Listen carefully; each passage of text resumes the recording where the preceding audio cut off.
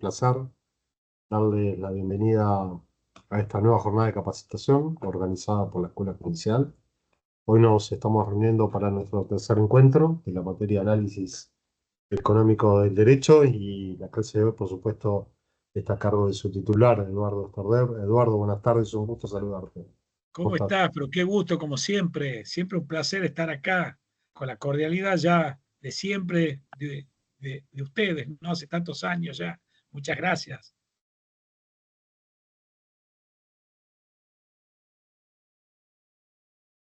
Cuando vos lo dispongas. Bueno, perfecto. Bueno, muchísimas gracias. Para mí es realmente un placer estar acá. Ya hace muchos años que colaboro con la escuela. Para mí siempre un placer. Este, bueno, la cordialidad, el profesionalismo, las cosas importantes, digamos, ¿no? En estos temas. Así que para mí es un gusto. Ahora veo que está sumando a alguien más. Hoy no es un día de gran audiencia, pero no importa. Como en todo, hay días que uno tiene más audiencia y días que uno tiene menos. Está bien. ¿eh? Eh, hoy, vamos a, hoy vamos a ver una parte muy técnica, un poquito más técnica, pero muy interesante, que es muy útil. De hecho, la mayor parte no tiene tanto impacto. Vamos a ver, economía del derecho de daños o responsabilidad civil extracontractual.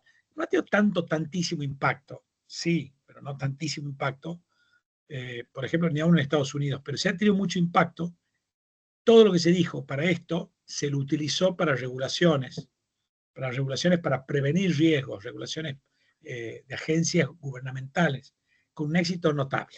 Notable. Si se logró bajar, por ejemplo, en el campo ambiental, utilizando otras técnicas, se logró bajar la cantidad de accidentes o de daño ambiental a costos muy bajos, ¿no? O para prevención de daños en general, bueno, en fin, ¿no?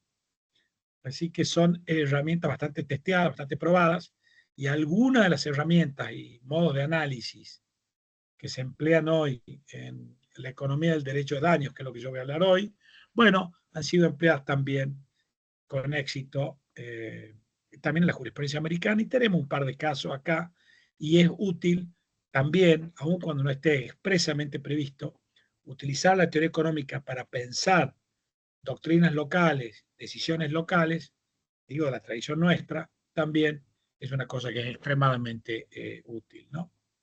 Desde ya, esto es una conversación, por favor, siéntanse libres de participar, ¿sí? Ustedes, en fin, pueden hacer las preguntas que quieran, si tienen alguna duda, algún comentario, yo encantado de contestarles. Bueno, déjenme comenzar por una... Ya vimos, ¿no? La idea de... ¿Cuál es la idea de los economistas respecto al derecho? O de los economistas de la ley. Bueno, que el derecho es como una especie de navaja suiza, que se va activando distintas partes y se va adecuando a los desafíos que enfrenta, no es como una herramienta, ¿sí? El analista económico del derecho no ve el derecho como algo esencial, como muchas veces lo ven algunos filósofos del derecho, como si hubiese, así como existe la frecuencia radioeléctrica, existiese en la experiencia el derecho, ¿no? Y con propiedades de carácter, sino lo ve como una herramienta, como creación humana destinada a lidiar con una serie de problemas, más particularmente con externalidades, ¿no? Un concepto que nosotros ya estamos habituados, ¿no? Estos costos y beneficios que nos pasamos, ¿no? Bueno, hay una navaja suiza, una área del derecho que es muy importante, una de las herramientas, la navaja suiza, que es muy importante, que fue por primera vez una de las primeras áreas en ser examinadas exitosamente de la teoría económica, que es la economía de la responsabilidad civil extracontractual. O más modernamente le voy a llamar derecho de daños, ¿no? Esa parte del sistema jurídico que en esencia establece las condiciones muy generales en las cuales una persona denominada dañador debe compensar a otra persona denominada víctima. ¿Sí? Eso es, en esencia, una definición sencilla y bastante universal, me parece que captura bastante bien lo que es el derecho de la responsabilidad civil extracontractual, ¿no? Bueno, la idea es bastante sencilla. Ustedes piensen simplemente a nivel incentivos ¿qué ocurriría en un mundo donde no hubiese la responsabilidad civil extracontractual? Por ejemplo, vamos ya a apelar a un ejemplo que yo voy a usar mucho, porque además se lo empleo bastante en la literatura sobre el tema a nivel histórico, sobre todo en Inglaterra, ¿no? Imagínense que yo soy un operador de, yo soy un operador de trenes, y entonces cuando opero estos trenes, ocurre que, bueno, mi máquina con mis vagones van por los campos adyacentes de ustedes y tira chispas y quema los pastizales y los sembradíos de ustedes, ¿no? Es un daño, ¿sí? Ocurre que hay un victimario, hay una víctima, hay una relación causal, hay un daño que ocurre ahí. En un mundo donde somos muchos y no nos conocemos, ¿no? Y donde no, digamos, ¿qué pasa? Cuando somos pocos hay otras reglas, hay normas sociales que cobran vigencia y que regulan muy bien las relaciones entre las personas. Pero digamos que ahora somos muchos, ya es una sociedad industrializada, somos mucha gente y yo tengo este ferrocarril. ¿Qué pasa? Si yo no tengo que pagar a nivel incentivos, ¿no? Si yo no tengo que pagar los costos que generan estas chispas que queman los campos adyacentes de su propiedad, si no tengo que pagar el valor del daño, bueno, lo que ocurre es que yo no tengo incentivos suficientes para gastar en cuidado o en reducir la cantidad de actividad que minimice la probabilidad de ocurrencia de esos mismos accidentes. En castellano, si yo no tengo que pagar por esos gastos, tengo pocos incentivos para evitarlos. Y eso es una externalidad negativa, un costo que yo le estoy pasando. Si usted compara, lo que estaría pasando es que habría demasiados ferrocarriles, habría mucha actividad de ferrocarriles que pasa costos y se subsidia en algún punto, vía costos que les pasa que a la actividad de la agricultura. Entonces habría muchos trenes, poca agricultura, habría muchas lesiones, todos ustedes quedarían dañados en su propiedad, no compensados porque no hay derecho de daños, y entonces así es fácil advertir cuál es la función económica del derecho de daño. La función económica del derecho de daño, la función del derecho de daño es reparar a la víctima e inducir al dañador y o víctimas a adoptar niveles de cuidado y actividad que minimicen la ocurrencia o probabilidad de los daños. Esa es. Dicho en castellano, después podemos ir haciendo algo más refinado nuevamente. Escenario A, no hay derecho a daños. ¿Qué va a pasar? Bueno, que yo no voy a incurrir en gastos ni en reducción en nivel de actividad o frecuencia de viajes para minimizar o reducir los accidentes que ustedes sufren en términos de quemaduras de sus campos, ¿no? Ahora, ¿qué pasa escenario B? Es muy obvio. Una vez que yo tengo que pagar la quemadura de los campos, ¿sí? Si yo tengo que pagar los daños que ocasiono, bueno, yo tengo incentivos correctos para introducir unidades de cuidado, unidades de actividad que tienden a minimizar la ocurrencia de los accidentes. Es decir, en términos más técnicos, internalizar, poner en cabeza, internalizar, ¿no? Externalidades, costos que una parte impone a la otra. ¿No? Entonces, la función central del derecho de daño es internalizar las externalidades normalmente derivadas de los accidentes. Por supuesto que el derecho de daños cubre también los accidentes intencionales, pero nosotros nos vamos a ocupar de modo fundamental en esta reunión de los accidentes. ¿sí? También podemos hablar de los daños ocasionados con dolo, en caso que ustedes tengan, ahí podemos hablar un poco también de economía del derecho penal y cómo se relaciona con el derecho de daños, pero nos centremos en lo básico antes de ir a otras cuestiones más complejas. Bueno, ¿alguna pregunta hasta acá? Me parece que esto es simple lo que dije, ¿no? Nosotros vemos el sistema legal como una navaja suiza que activa ¿qué incentivos? ¿Incentivos para qué? Para que las personas cambien su decisión. ¿Para qué? Para que no haya costos, no nos pasemos costos. Y otras cosas, pero eso es lo esencial, ¿no? Y la verdad que el derecho de daño ejemplifica muy bien esto, ¿no? Porque el derecho de daños consiste en una herramienta que, además de otras cosas, otras cosas, uno podría pensar también que puede tener un fundamento moral o político o el que ustedes quieran, pero ciertamente también tiene una función económica que es inducir a los dañadores potenciales y a las víctimas a que adopten cuidado para minimizar la ocurrencia o de accidentes, ¿no? ¿Sí? O, por supuesto, también de lesiones dolosas, ¿no? También. Bueno, esto me parece que es una idea muy sencilla, ¿no? Sin un derecho de daños por ejemplo, los dañadores no tienen incentivos para cuidarse y habría una cantidad excesiva de accidentes, ¿no? Accidentes que sean evitables a muy bajo costo, un costo menor que el valor del accidente, no serían evitados y esto llevaría a una cantidad innecesaria, indeseable de accidentes, puesto que serían evitables a un costo menor que el valor del daño, ¿no? Bueno, después vamos a ir en ese tipo de cuestiones más. Ustedes fíjense que esta idea de la navaja suiza, donde uno activa, ¿no?, ciertas funciones, explica bastante bien muchas áreas del derecho, ¿no? Al final, cuando no había prestaciones a término, el derecho de contrato era minúsculo, tenía dos reglas: responsabilidad objetiva por punto defectuoso y restitución, ¿no? Y el derecho de daños también siguió esa característica, ¿no? No quiero hacer toda la historia, vamos a la historia de los últimos 200 años nada más, y la verdad que en el siglo XIX el derecho de daño era una parte minúscula. En el common law ni siquiera se distinguía esto como, allá se llama tort law, ¿no? Pero el tort law era casi un apéndice del derecho de propiedad, no se lo usaba mucho.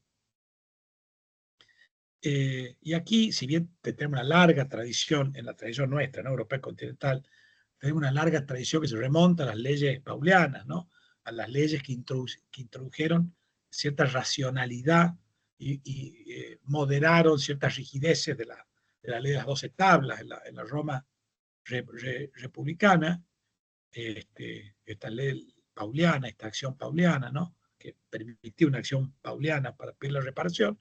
Bueno, lo cierto es que de todos modos, a pesar que nosotros tenemos una larga tradición donde se reconoce esta rama del derecho, bueno, la verdad es que no era muy empleado, ¿no? No era muy, cuando uno mide, tanto en la tradición nuestra, en el caso, por ejemplo, de Argentina o en Estados Unidos, que eso es, la medición se hizo, pero también en Alemania, en España, yo vi varios estudios, y uno ve la cantidad de pleitos multiplicado por el valor de los, y nada, ¿sí? Inclusive cuando uno lee los leading cases en Estados Unidos que sentaron las doctrinas, eran accidentes, que una mordedura de perro, un accidente de una carreta con otra, ¿sí? El valor era muy bajo. Entonces, ¿qué pasa? La cantidad de reglas que tenía, el tipo de reglas que tenían, se explican muy bien por el tipo de accidentes que tenían. ¿Qué ocurrió en el siglo XX? ¿Por qué se volvió tan importante el hecho de daño? Al punto que hoy tiene funciones regulatorias. Hay industrias enteras reguladas por el derecho de daño, por fallos, por ejemplo, la Corte de Estados Unidos, ¿no?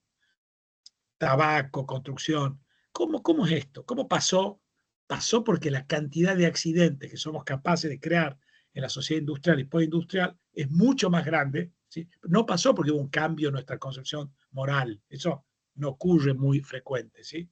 O porque nosotros nos hayamos conectado con algún ente metafísico que establece. No, puede ser también.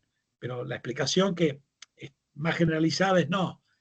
El derecho de daños tuvo que crecer, ¿por qué? Porque crecieron los accidentes, crecieron los daños, ¿no? Del mismo modo que el derecho de los contratos creció y cambió su estructura para adaptarse a sociedades donde el nivel de contención era más grande, bueno, el derecho de daños tuvo que agrandarse. ¿Por qué? Porque la cantidad de accidentes que ocurrieron con la sociedad industrial fue mucho más grande. Eso es, no solo cambió el tamaño, cambió la estructura, el tipo de sanciones, las reglas de responsabilidad y otras características esenciales del sistema. Entonces, no, por eso se cree que la economía, por supuesto, no alcanza. Siempre hay intuiciones morales, siempre hay prácticas, siempre hay que estar, hay muchas cosas. El derecho hay que mirarlo de muchos lados, ¿no? Y por supuesto, entender la doctrina en nuestras propias herramientas, el uso de nuestro propio lenguaje, es decir, el derecho como disciplina también es muy importante. Pero la economía nos puede hacer entender cuál es la racionalidad subyacente empírica. Y entender cuál es la racionalidad subyacente empírica es casi un prerequisito para poder pensar bien un problema, cualquier problema, ¿no? Porque es entender qué es lo que subyace, por qué los cambios, ¿no? Por lo menos una explicación parcial, pero una explicación al fin de tipo empírica de por qué ocurren estos cambios, ¿no? Claro, a medida que empezó a ocurrir mayor cantidad de accidentes, sobre todo por la introducción de la máquina, el riesgo de la cosa, la tradición nuestra, ¿no? Naturalmente que la responsabilidad de tipo subjetiva empezó a ser reemplazada por responsabilidad de tipo objetiva, y naturalmente que el tamaño de esta rama del derecho creció mucho más que otras, ¿no? Eso se explica por qué. Porque uno, ¿cuándo saca una navaja suiza más? Cuando más la necesita, ¿no? Si uno va a un camping, va a ir sacando la navaja suiza, la herramienta que necesita, según que la cantidad de problemas que necesita. Esto es muy intuitivo. Nosotros los economistas llamamos externalidad negativa, costo, ¿no? Un costo que una persona pasa a otro, y la meta del sistema jurídico en general es resolver esto. Un nombre más técnico, internalizarlo, que alguien pague o evite esos costos. Bien, el derecho de daño es un mecanismo para que el dañador o la víctima, ya vamos a ver quién, incurra en gastos. ¿Para qué? Para que ese accidente no ocurra o minimizar la probabilidad de ocurrencia de ese accidente, ¿no?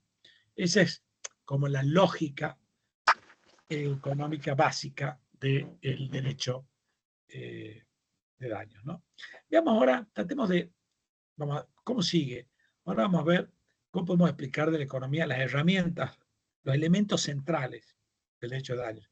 Y después vamos a hacer economía de los incentivos y de la estructura y de la explicación de las principales reglas de responsabilidad. En eso va a consistir y, por supuesto, iremos conversando otros temas, pero ya por lo menos tenemos que la explicación económica central de por qué, ¿no? Pues si no, uno está acostumbrado como a leer una definición y no entiende muy bien por qué, ¿no? ¿Por qué creció la regulación de los seguros en el siglo XX? Bueno, en esencia porque es un sector que se regula mal a sí mismo. Hay mucha falla de mercado en ese sector, ¿sí? Hay mucha externalidad. Las empresas, con tal de competir, tienden a bajar las primas. Después, cuando hay algún siniestro muy generalizado, no pueden pagar. Entonces, se empezó a regular en todos lados, pasó lo mismo. Es decir, el derecho de seguro es una herramienta ¿para qué? Para regular externalidades negativas, costos que nos pasamos entre nosotros, ¿sí? De nuevo, el derecho a los contratos, bueno, es un mecanismo para hacer costoso el oportunismo de las negociaciones contractuales, para que una persona no se aproveche de otra, es decir, evita una externalidad. Y así, ¿no? Bueno, entonces ya tenemos la explicación del derecho de daños. Al hacerle costoso al dañador pasar un costo, induce a que éste, bueno, gaste en evitarlo, ¿no? Disminuye la probabilidad de ocurrencia del evento dañoso. Pasemos a ver ahora los elementos centrales. Yo los voy a escribir en el chat. Los voy a escribir en el chat mejor, acá. Y voy a decir que uno, ustedes se deben acordar de esto, hay tres elementos, ¿no? Uno es el daño, te voy a poner daño, ¿sí? Dos, relación de causalidad. La culpa y el dolo. Exacto. Tres, vamos, por ser clásicos como nuestro colega, culpa y dolo voy a poner. Exacto. ¿eh? Entonces ahí tienen ustedes, yo creo que ahí, no sé si la están viendo. Sí. Bueno, entonces empecemos a ver un poquito. Ahí tienen las tres. Fíjense qué interesante, ¿no? Esto nos permite distinguir rápidamente dos reglas de responsabilidad, ¿no? Si el sistema jurídico te pide solamente 1 y 2, si te pide solamente 1 y 2, es decir, que vos pruebes el daño de relación de causalidad, eso se llama responsabilidad objetiva, ¿no? Responsabilidad objetiva. ¿Sí?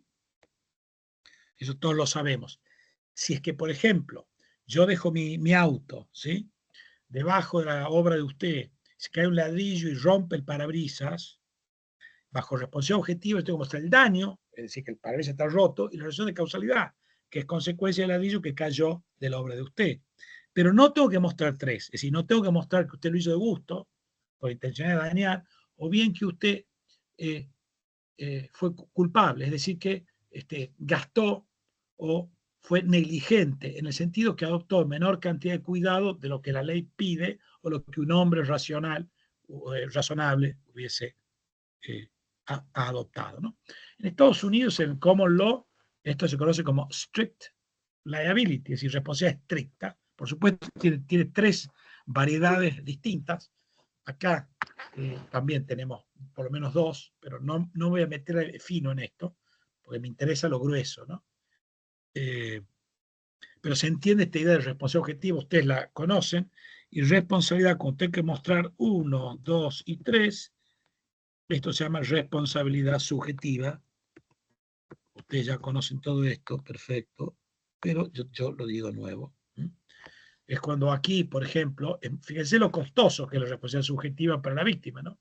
Si yo estaciono el auto, cae el ladrillo, me rompe el parabrisas, ahora yo tengo que mostrar el daño, que no parece muy complicado, la relación de causalidad, que no parece muy complicado en este caso, pero tengo que mostrar 3, tengo que mostrar que usted no ha sido lo suficientemente cuidadoso, con lo cual tengo que ir a algún estándar de cuidado, y eso no es tan difícil, no es tan fácil de mostrar, salvo en ocasiones donde es muy evidente, ¿no? ¿Sí? Salvo en ocasiones donde esto es muy evidente. Después vamos a volver sobre estas dos reglas y podemos ver algunas variantes eventualmente, pero ahora quiero concentrarme en examinar desde la teoría económica el daño, la relación de causalidad y, lo más importante tal vez, la negligencia o la culpa, que es lo que más me interesa, porque como dije, me interesan más los accidentes que los daños ocasionados de modo intencional. ¿Sí? Fíjense una cosita, a ver, empecemos con el daño. El daño es un costo, es así lo vemos nosotros, y si uno mira las definiciones de daño de los códigos civiles, es muy parecido al de externalidad, ¿no? Muy parecido, ¿no? Es como una lesión a la propiedad o a la integridad o ¿no? De las personas. Uno puede pensarlo como un costo, ¿no? Uno estaba, cuando ocurre un daño, uno estaba mejor, ahora está peor, ¿no? Para el economista, el daño es la diferencia de bienestar entre el momento inicial y el momento posterior al daño, ¿no? Y aquí hay una especie de feliz coincidencia entre el derecho y la economía, porque lo que los economistas llaman compensación perfecta, es la diferencia entre cómo estaba y cómo estás. Es decir, hay que pagar ese gap, esa diferencia, ¿no? Eso es lo que el dañador, en caso de ser encontrado responsable, debería pagar a la víctima, ¿no? ¿Sí? En general, hay excepciones, por supuesto. Vamos a la teoría general, después se van las excepciones. Sabemos que hay excepciones como los daños punitivos, en fin, pero no, siempre en teoría es conveniente ir a la explicación general y después, sobre el final, discutimos los accidentes, ¿no? O distintas cuestiones, ¿no? Que sean Bien, fíjese ustedes esta cosa, ¿no? El daño. Yo le hago una pregunta. ¿Qué pasaría si el daño fuese extremadamente bajo? Apenas una fracción del valor del daño, si la compensación fuera extremadamente baja. Los jueces establecieron compensaciones que fuese un 10% del valor del daño. Por ejemplo, yo quemo pastizales por 1000 a cada uno de ustedes y los jueces me mandan a pagar 100. ¿Qué ocurriría acá? ¿Cuál sería el efecto de eso? Quiero mostrar la lógica de la correspondencia entre la compensación y el tamaño del daño, lo que se conoce como reparación integral. Quiero mostrar la lógica económica que subyace eso. No solo que es moralmente intuitivo, sino que además hay una razón. Quiero ver si la vemos. ¿Qué pasaría si el costo fuese, si la compensación fuera muy baja respecto al daño? 100 de 1000. Yo tengo que pagar 100 de 1000. Quemo tu campo por 1000, tengo que pagar 100.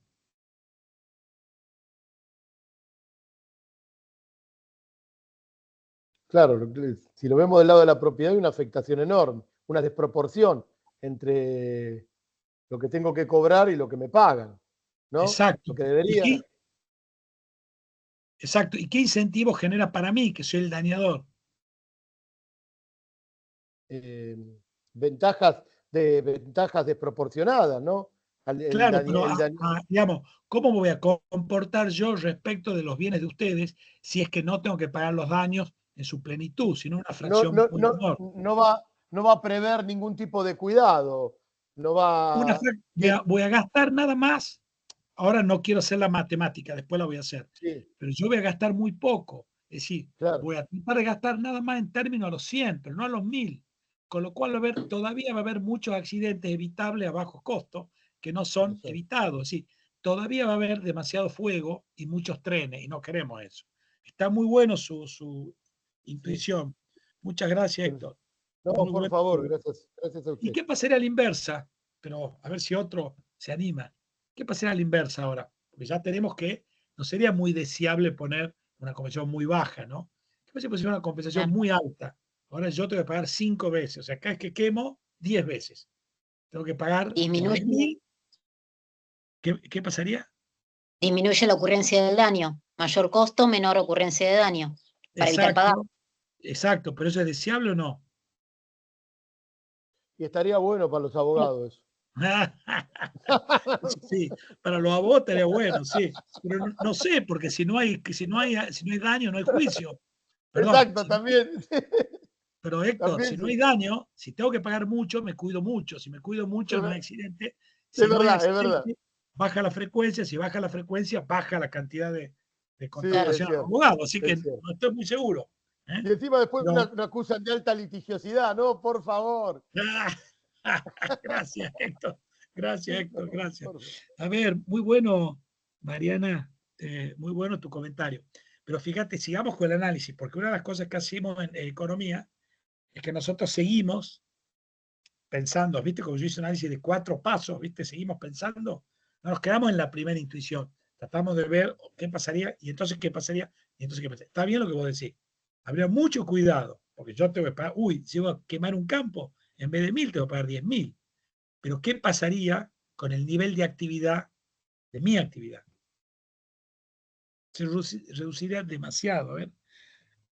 Se desalienta el daño, dice Eliana, incentiva el cuidado, baja la ocurrencia de los hechos. Es correcto, pero baja demasiado. No queremos que algún nivel de... Ya vamos a ver cuál es el óptimo. O sea, queremos trenes también. Porque si yo tengo que pagar tantísimo, tantísimo, suponete que en vez de ahora de 10.000, tengo que pagar 100.000. Bueno, no hay trenes. ¿Entiendes? Porque un accidente me lleva a la quiebra. Todo accidente. Y pueden ocurrir los accidentes. Puede haber error judicial también.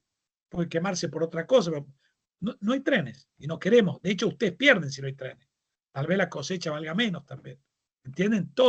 A todos nos conviene que haya una proporción de actividades. Que una actividad no viva a expensas de otra y viceversa, ¿no? Entonces, fíjese qué interesante. Uno puede decir, no solo el daño, la compensación debe ser igual al daño en general, ¿sí? En general estoy hablando, no casos particulares donde puede haber una multa civil u otros casos, no. En general, porque esa es la medida eficiente que induce a niveles de actividad correctos. ¿Sí? No solo porque la compensación integral a la víctima es lo que nosotros interpretamos intuitivamente, sin ninguna teoría de la justicia así extraña, como una cosa, digamos, lógica, digamos, justa desde el punto de vista de nuestra intuición. Si yo te rompo la óptica es una partecita del auto que hace tú, así. Si yo te choco la óptica, te pago la óptica. No es que te pago la óptica y te mando a Disney, te pago la óptica, ¿no? Te tengo que dejar como estaba antes, reparación integral. Eso, si no, habría una ganancia sin causa, ¿no? ¿Sí? Eso no queremos en derecho, ¿sí? Una ganancia sin causa. Ahora bien, también la economía lo justifica porque eso, ¿eh? Ese tamaño de compensación es la que induce a la cantidad de cuidado correcto. Después con un poquito de matemáticas, pero que es primero inferior, es cuenta almacenero, muy sencillo, vamos a poder acomodar estas intuiciones de modo más sistemático en, ¿qué hora es? Bueno, en un ratito, en media hora, 40 minutos, más o menos calculo que estaremos ahí. Fíjense una cosita. ¿Y qué pasa si la frecuencia es muy baja? Yo solamente pago, hay mucho error judicial, y yo solamente pago, pago el valor del daño que ocasiona mis trenes, los 1.000. Cada vez que soy condenado pago 1.000, pero soy condenado una de cada 10 veces nada más. ¿Cuál es el efecto?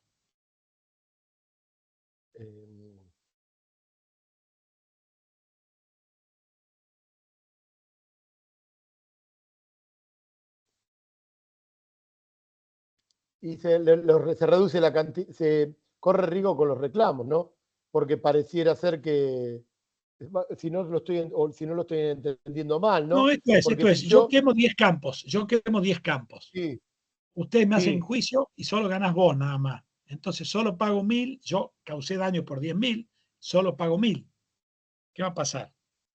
ah, Es decir, la claro, frecuencia de condena es muy baja. La probabilidad de que me condenen es un 10%. es ¿no? muy baja, sí, claro. Entonces, Entonces, ¿qué pasa acá? ¿Mm? Pero ¿cuál es la consecuencia de esto? O sea, ¿a qué lleva esto?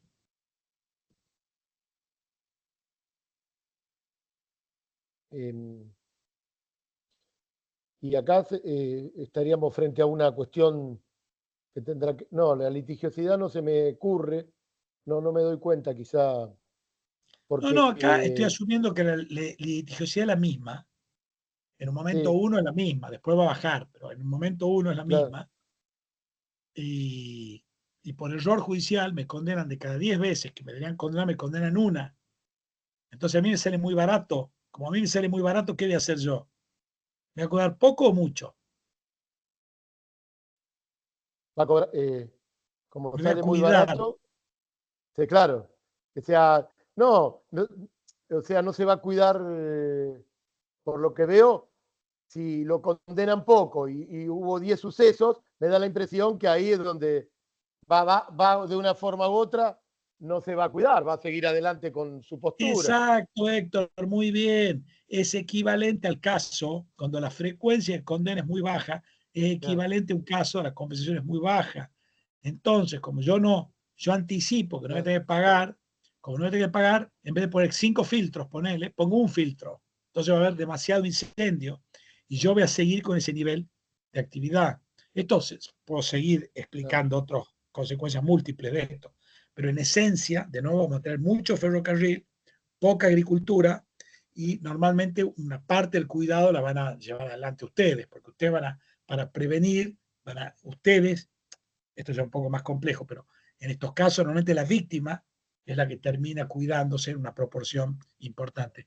Pero eso en principio es indeseable, ¿no?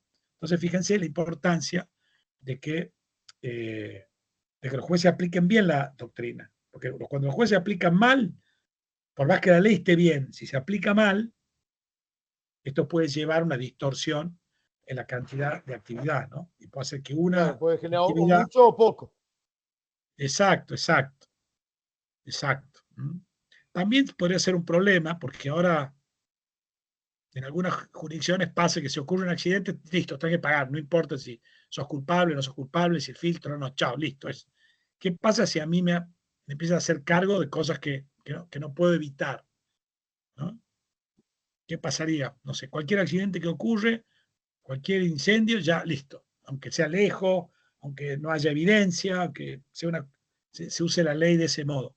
¿Qué pasaría ahí? A mí ahora así como antes, me condenaban en una proporción menor al daño que yo ocasionaba, ahora lo hacen en una proporción mayor. ¿Qué va a pasar ahí? Y ahí caemos un poco, ¿no? Quizás lo que dije antes, en un alto índice de litigiosidad y altos costos respecto para las aseguradoras, o sea, para quienes tienen que reparar el daño, ¿no? Que ese Exacto, tendría lo... todavía no metamos a la aseguradora, ¿no? Ah, Pero está bien lo que usted no, dice. o sea, pero Está bien. No, pero está bien lo que usted dice. Habría alto nivel de litigiosidad. Los actores interpretan que pueden demandar, hacer reclamos un poco aventureros y que esto puede tener éxito. Como yo sé esto, mi nivel de actividad va a tener que ser bajo, ¿no? Y además va a ser muy ambiguo cuando pago y cuando no pago. Entonces, eso podría llevar también a bajos niveles de cuidado y a bajos niveles de actividad? Además, eso puede incrementar los costos, indebidamente los costos de provisión del servicio, que a su turno afecta a gente, porque hay pasajeros que tienen que pagar más caro, ¿sí? Así que piense que siempre la economía está relacionada. Nosotros los abogados a veces vemos un problema entre un ferrocarril que tira chispa y quema un campo y vemos nada más que eso. Pero las decisiones esas tienen impacto más allá, ¿no? ¿Sí? No sé, si usted es juez puede pasar con el y transporte, o sea, bajan la no, cantidad de transporte, de todo, colectivos. Es el, lamentablemente todo tiene impacto. Si usted me condena mucho, no sé, yo soy una obra, una prepaga, y acordamos A, B, C y D.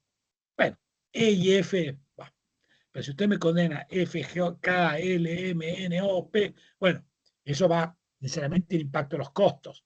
Yo me tengo que dar vuelta, eso tiene impacto en el precio de las prepagas, en la calidad de atención, en otros precios no monetarios, como el tiempo de espera, la calidad del servicio, el tipo de...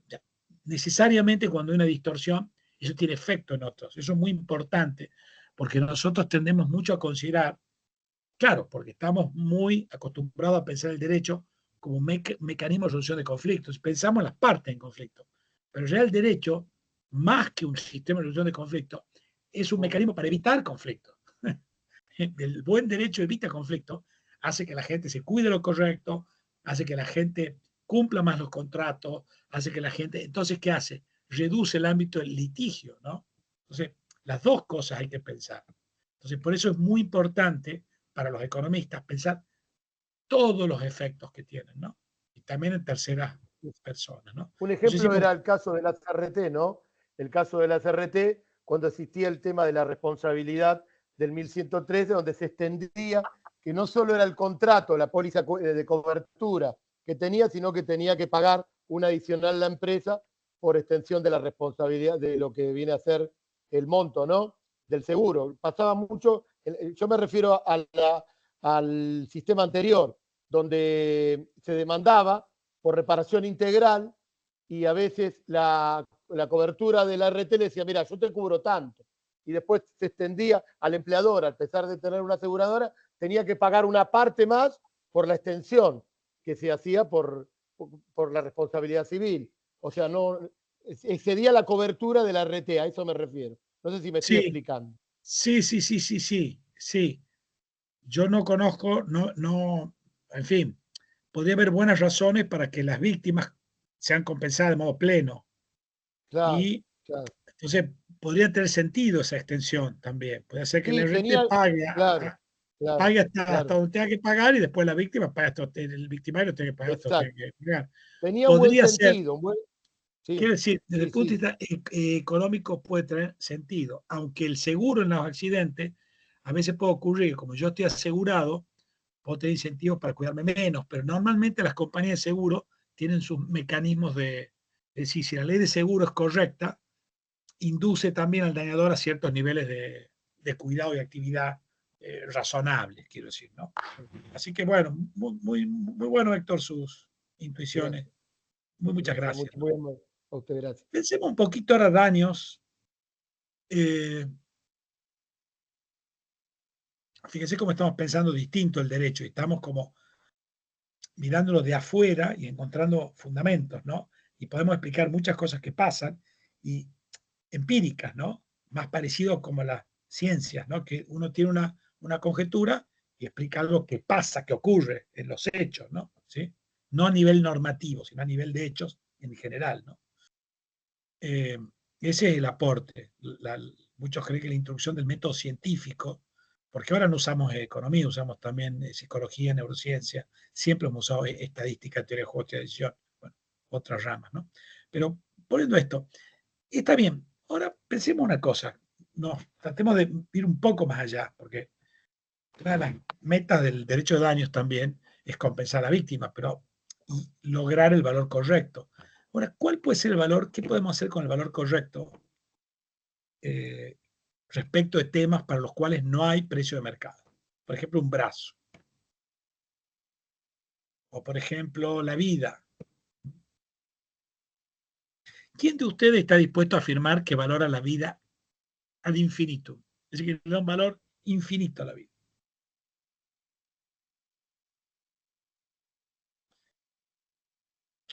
¿Quién de ustedes aceptaría $1.000.000 por una probabilidad de 1 en 1 millón de morir? Entonces, si usted acepta, tiramos una especie de... Hay 1 en 1 millón, ¿no? O sea, imagínense la ruleta 1 en 32 y muy difícil que salga. 1 en 500 es más o menos como tirar 9 veces y que salga 9 veces seguida una cara de la moneda. Es muy difícil, ¿no? 1 en 32 es muy difícil. 1 en 500 es muy difícil. ¿Quién aceptaría $1.000.000 por tomar un riesgo de 1 en 1.000.000? Es decir, como una ruleta de 1.000.000, ¿no? Tienes del 1 al 1.000.000, y si sale, no sé, el 300, 1.211, usted se muere. Ahora, si sale cualquier otro número, usted cobra $1.000.000 y sigue vivo. O la pregunta es, ¿quién no aceptaría eso mejor? Ahí está. Todos lo aceptarían porque te estoy regalando $1.000.000. Sí, Subirte un claro. taxi es más riesgoso que uno en 1.000.000. Andar en taxi. ¿Quién anda en taxi acá una vez al mes? Los abogados andamos en taxi porque vivimos y llegamos tarde a la audiencia. Entonces, como vimos, es una broma, ¿no? ¿No? Pero más o menos, uno la verdad que va a una audiencia, va a otro, se Sí. cansa, tiene que caminar, va, no sé, a la sede de Loma de Zamora, se tiene que mudar a otra, entonces está agotado, tiene que ir a tribunales al centro. Entonces, por ahí dice, va, listo, acabo de ganar unos honorarios, me subo al taxi. Bueno, pero usted Exacto. está tomando un riesgo, entonces, ¿qué acaso usted, cómo puede ser? ¿Cómo puede ser? ¿Que acaso no dice la Corte que la salud, la vida es el valor más importante? Sí, sí, es cierto. No puede ser, porque qué cosa tan rara. ¿Y la salud? ¿La salud es más importante que el entretenimiento o no? La Corte vive diciendo eso, los tribunales, no digo la Corte nuestra, ni los tribunales nuestras, pero en general les encanta hacer esto más importante que esto. ¿En serio? Sí, ¿Ustedes creen? ¿Mm? Ahí Eliana está mirando con cara de un sano sí. escepticismo. Bien, doctor Eliana, yo acompaño ese escepticismo. ¿En serio? ¿Creemos que en todo contexto, para todo lugar, siempre la salud es más importante que... Primero, no viviríamos en Buenos Aires, la salud fuese más importante. Segundo, nadie gasta todo su ingreso en médico, en prevención de salud. La gente gasta, no sé, el 10%, el 15% en medicina.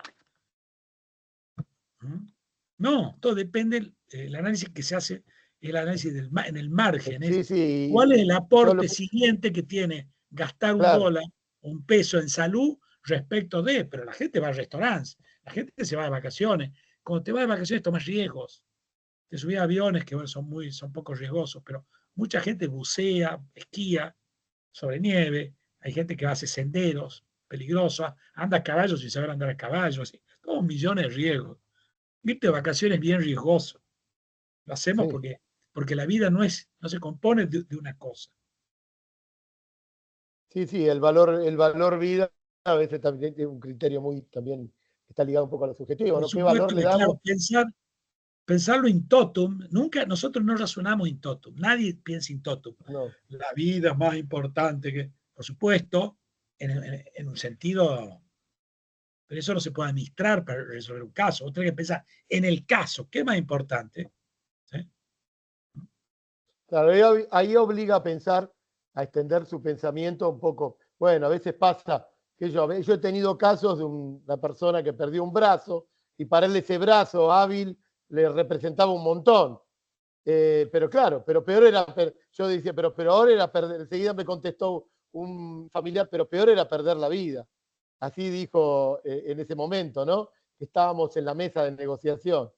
Y claro, yo a ese brazo le daba un valor enorme porque obviamente era su trabajo y era la mano hábil y resulta que trabajaba mucho con respecto con sus manos. Y trataba de razonarlo lo que había dicho el familiar, ¿no? Pero bueno, me cuesta que quizá no tenga nada que ver con lo que estamos planteando ahora, ¿no?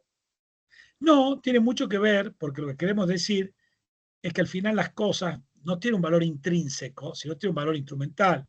Es lo que la gente Claro. valora. Entonces, lo que normalmente se hace en ámbitos regulatorios y se debería hacer en algún momento, por supuesto no ahora, yo si fuera juez no cambiaría porque la jurisprudencia tiene un sentido, genera cierta estabilidad, cierta coherencia del sistema legal, permite cierta, es decir, un juez es una persona prudente, pero quiero decir que en el ámbito regulatorio lo que ha pasado es que, como esto es algo nuevo, que empezó hace 30 años, ¿no? O 40, se usa mucho de esto, de lo que estoy diciendo. ¿Y saben cómo se hace mejor para estimar el valor vida?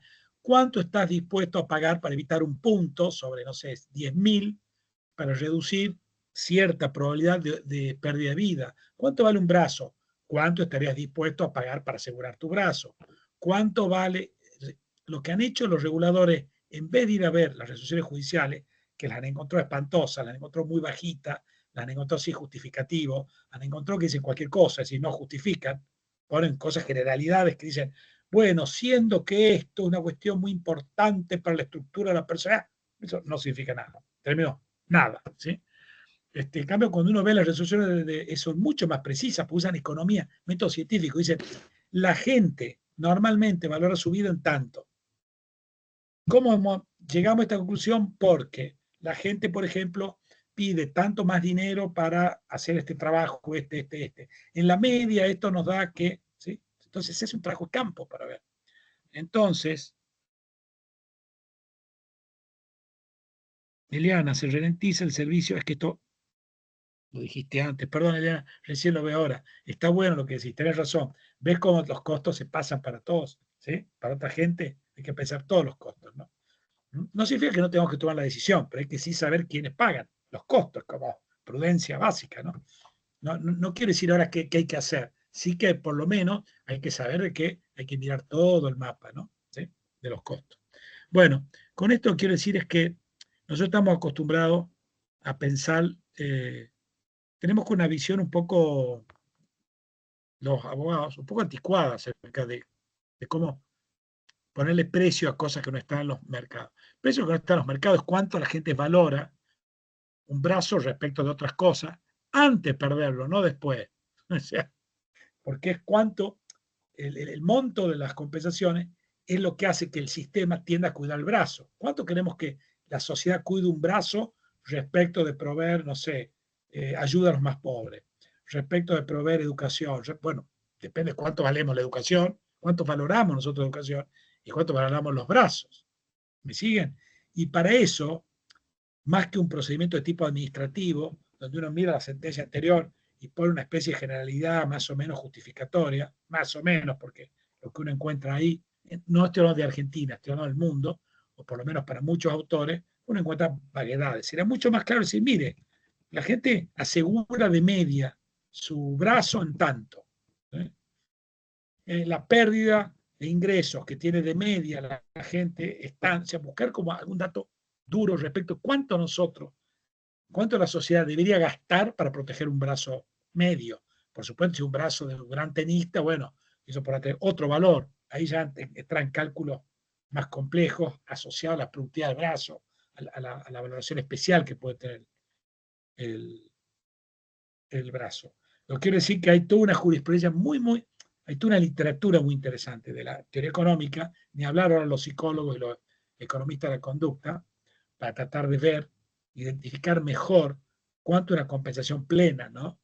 Y no decir, bueno, a ver, el último, porque lo que descubrieron es que muchas de las compensaciones que pone la jurisprudencia son totalmente arbitrarias.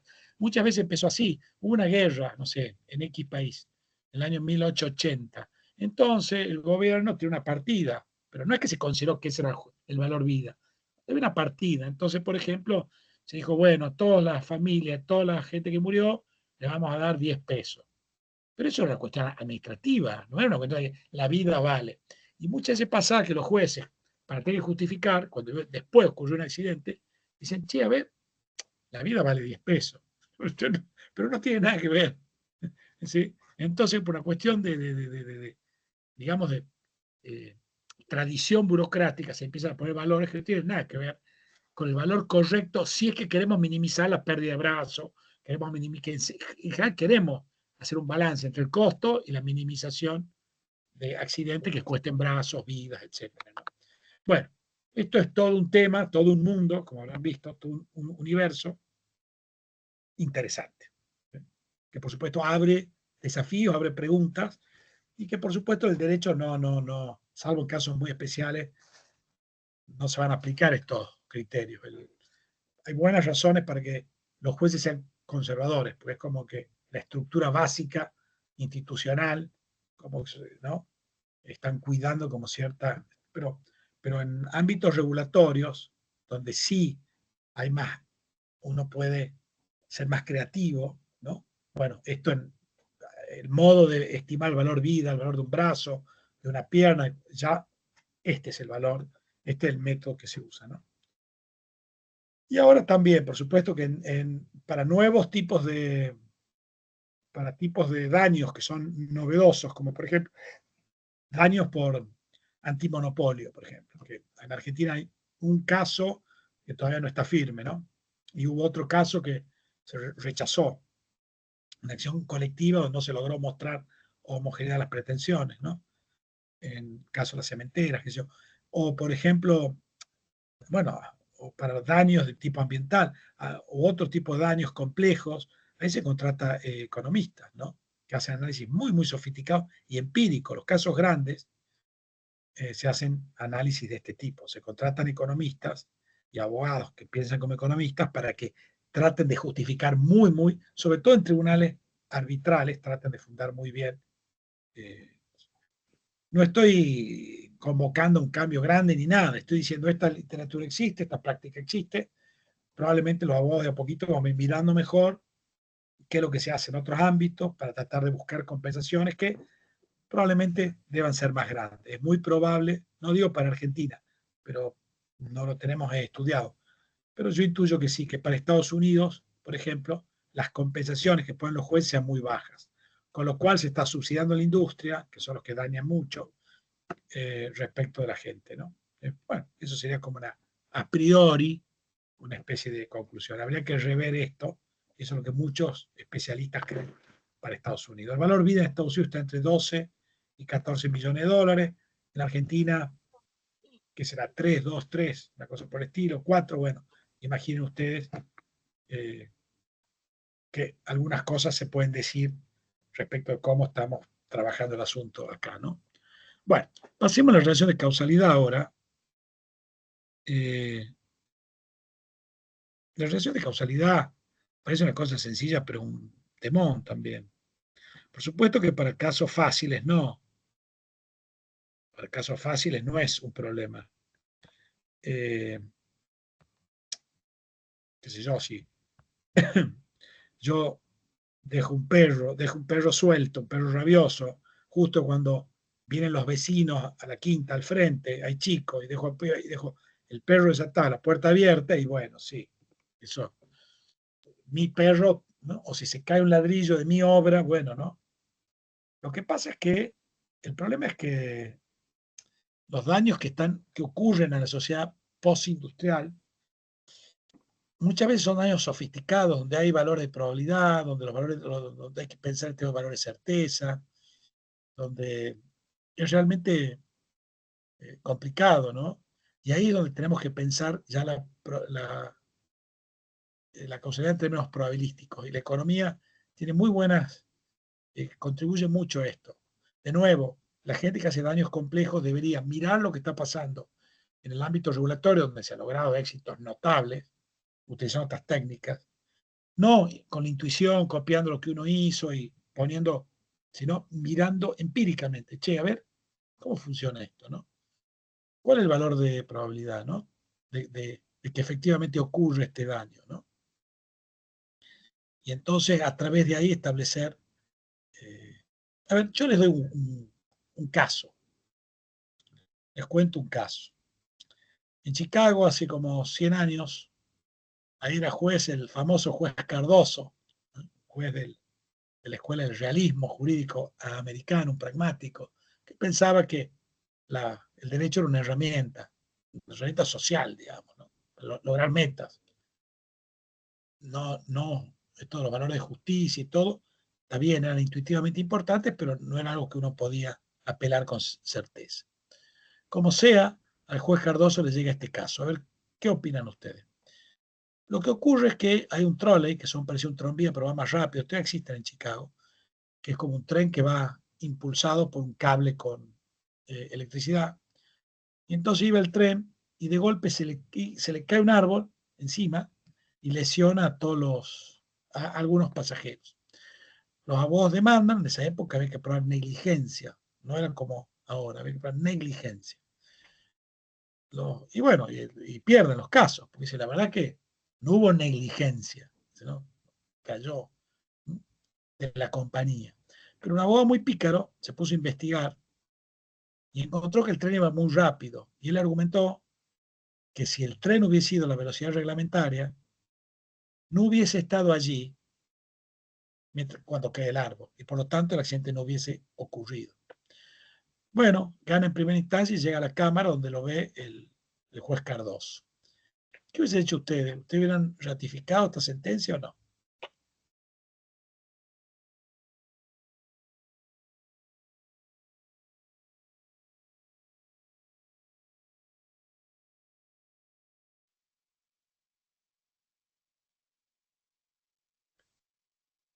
Yo sí, pero no lo hicieron los jueces de la corte.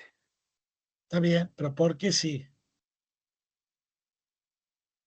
Hay cierto grado de responsabilidad subjetiva del chofer del tren, del maquinista, ¿va?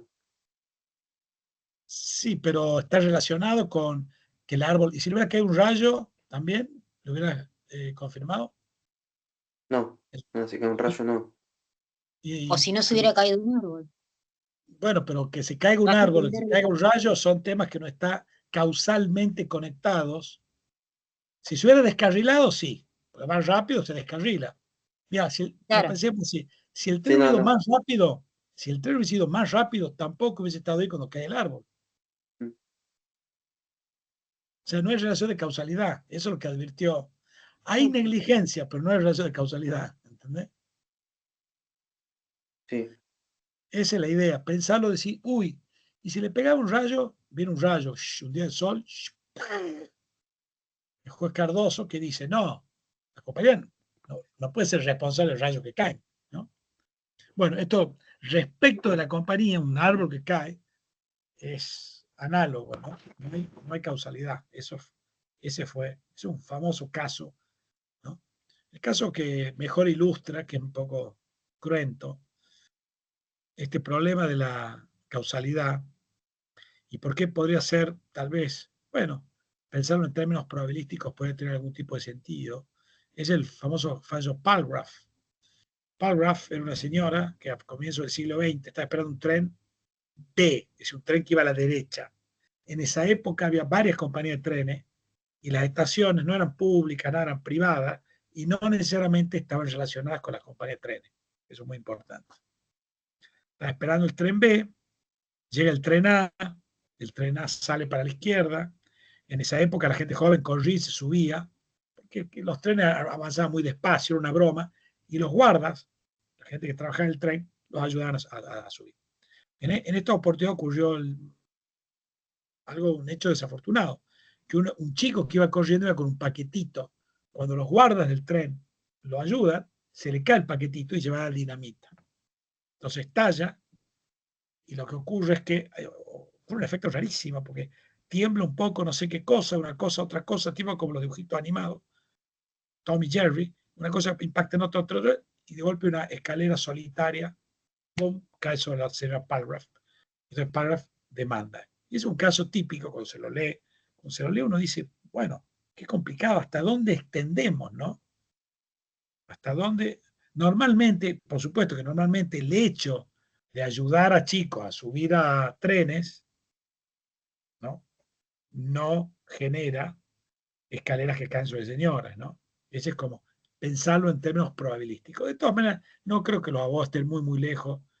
Muchas veces cuando hablan del curso natural y regular de las cosas, ¿no?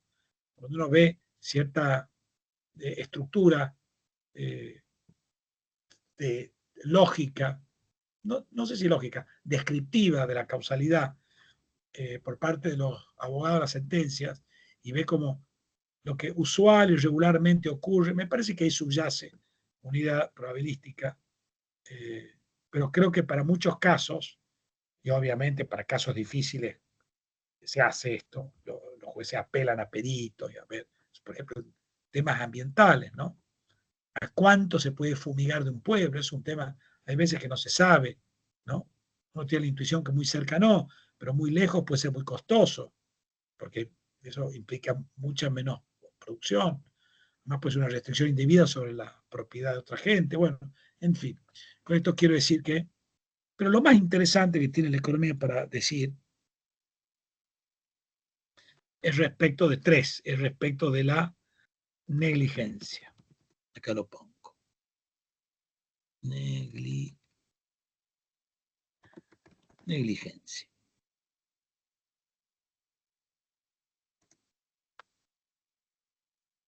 Yo ahora voy a hacer una cosita, porque necesito hacer un poquito, no se asusten, de matemática ¿cómo se llama? Como dice una colega mía siempre, matemática así de verdulería, una cosa muy sencilla, no, es una tontera.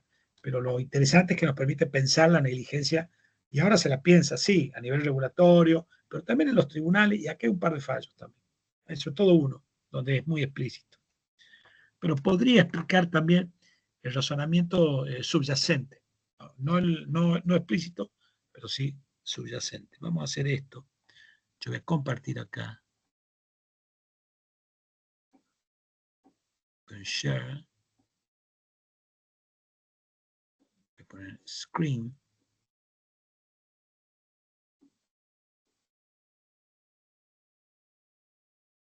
Usted me dice si esto se comparte o no, a ver. ¿Sí? ¿Ustedes ven esto?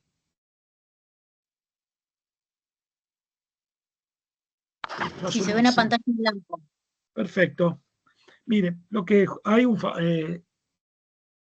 vamos a ver se llama fórmula de Hunt. Fórmula de Hunt. Hunt fue un famoso juez de un camarista, un juez de cámara de Estados Unidos, federal, que fue tan importante, que es más importante que varios miembros de la Corte, ¿no? En un caso muy conocido que se llama United States Tower Company, que es la década del 40, era un caso de dos barcos, la colisión de barcos en una bahía, creo que en Nueva York, donde se pierde la carga y uno de los barcos incumple con la norma por el tamaño del barco de tener un marinero y el otro lo ata mal. Entonces, no importa cómo se resuelve el caso, nadie sabe mucho, pero Hunt fue muy interesante porque Hunt sentó las bases para pensar matemáticamente el problema de la negligencia. Él dijo que todo el problema, la pregunta, era respecto de V. Él lo puso V. Es cuánto gasto en cuidado. Gasto en cuidado. Gasto no es plata, ¿no? Si yo, por ejemplo, soy un peatón y mido 3 veces para cada lado, estoy gastando más, ¿no? Pero ¿cuánto gasto en cuidado?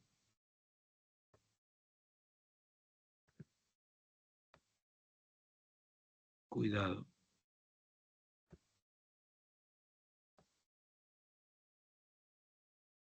¿Cuánto gasto en cuidado tenemos que exigir? ¿Cuánto gasto en cuidado tenemos que exigir? ¿Cuándo alguien es...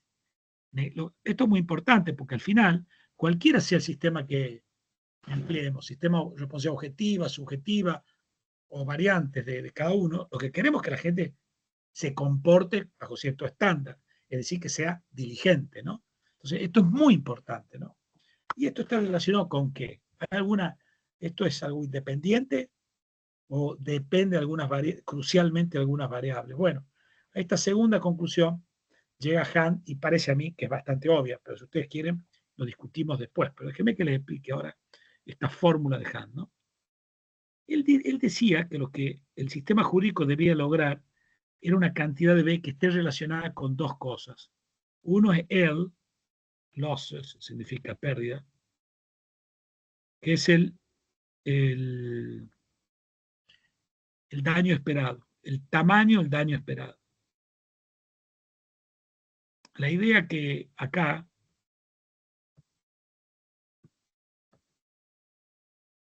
daño esperado, la idea aquí es que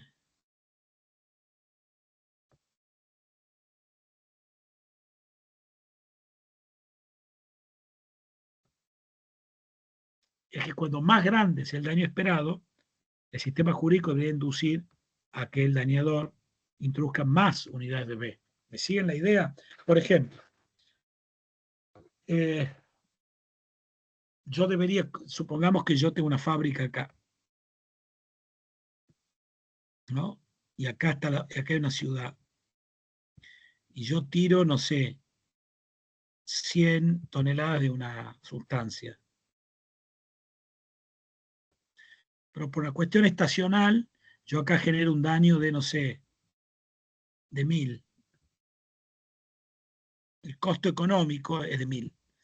Y acá también tiro 100 toneladas.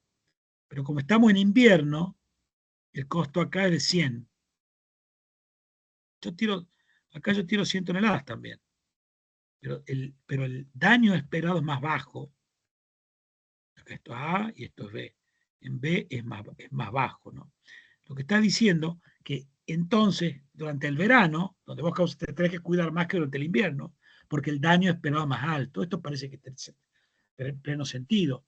Si yo tengo un departamento, y supongamos tengo, no sé, de mi departamento tengo montones de flores colgando desde del balcón, y abajo hay un jardín de infantes, debería cuidarme más que si hay un baldío, ¿no? ¿Entienden la lógica de L? ¿Sí? Como cuando crece L sube B también, y cuando baja L baja B. ¿Mm? Si este señor C está muy lejos de la ciudad, tal que tira 100 toneladas, pero causa un daño de 10, bueno, tendrá que cuidarse menos, este C. Ahora, si este señor D está pegado a la ciudad, está dentro de la ciudad, bueno, probablemente esto puede ser que haya que prohibir la actividad, pero asumamos que no. Bueno, este señor, no sé, está causando con las 100 toneladas, dado que está dentro de la ciudad, no sé, causa 10.000. Bueno, sé que se tiene que cuidar más. Esta idea es muy, muy, muy intuitiva, me parece muy obvia, ¿no? Al final, también es justa, porque vos le estás pidiendo al dañador que sea a cargo del riesgo que genera la sociedad. Si vos generas más riesgo, tenés que cuidarte más. Si generas menos riesgo, tenés que cuidarte menos. ¿Sí? Eso es R. ¿Sí? Otra variable importante aquí es P, que es la probabilidad de ocurrencia del hecho dañoso.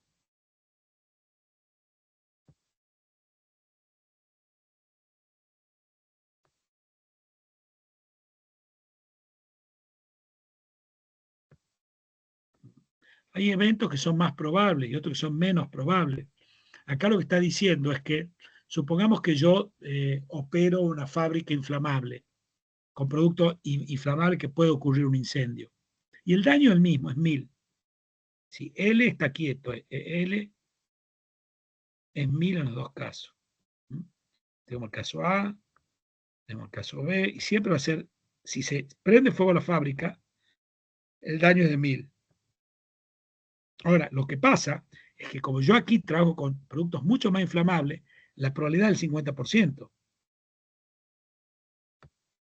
Por lo tanto, el daño va a ser de 500, fíjense. El 50% de 1000 es 500. Es el valor esperado. En cambio, aquí trabajo con productos menos inflamables, entonces el 10%. Entonces, naturalmente que acá es solamente 100. Entonces, lo que está diciendo es que dependiendo de la probabilidad y del valor del daño esperado, es lo que el sistema jurídico debería inducir al dañador a cuidarse. Veamos, por ejemplo, cuál es la idea entonces. Mucha atención, es muy fácil. Siempre que B, es decir, el cambio en B, la próxima unidad, cuando yo estoy gastando en B menos, esto es menos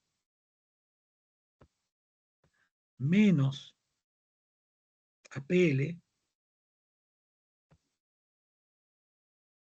yo soy negligente. Y siempre que yo esté gastando en B más o igual, esto es más o igual a PL, entonces yo no soy negligente. Yo no soy negligente. Por ejemplo, voy a dar un ejemplo. Imagínense que el daño acá es de 1000 y que la probabilidad de ocurrencia de este accidente es del 50%. La mitad de 1000 son 500 y yo he gastado 300, entonces yo soy negligente. El derecho no quiere esto, yo estoy generando un riesgo a la sociedad que es mayor que lo que yo estoy gastando en la prevención. ¿Sí? Yo le estoy pasando 200, estoy pasando una externalidad, estoy pasando 200 a la sociedad. ¿Sí? Hasta un punto de vista moral, yo te estoy pasando un costo que no me estoy haciendo cargo, te lo estoy dejando a vos. ¿Sí? En cambio acá, por ejemplo, de nuevo, supongo que aquí tenemos de nuevo 100, tenemos 1000, y aquí tenemos, no sé, también 50%, lo mismo. Pero aquí yo he gastado, no sé, 500, por ejemplo. Bueno, no soy negligente. Yo, estos 50% de 1000 es 500. Yo estoy gastando en prevenir el riesgo que yo genero. Ahora, o 600, cuyo caso esto sería igual, ¿no? O 600, en cuyo caso yo estoy gastando más que el 50% de 1000, ¿no?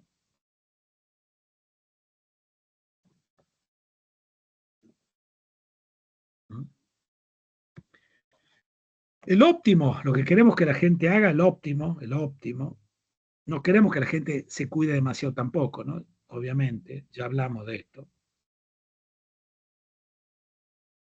El óptimo, lo que queremos lograr es que B es igual a PL, que B sea igual a PL. Esto es lo que se conoce como fórmula de Hunt. Ahora volvemos a esto, pero quiero...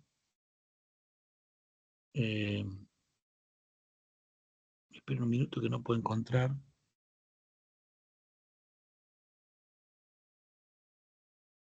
¿Dónde está? Acá está Microsoft Teams.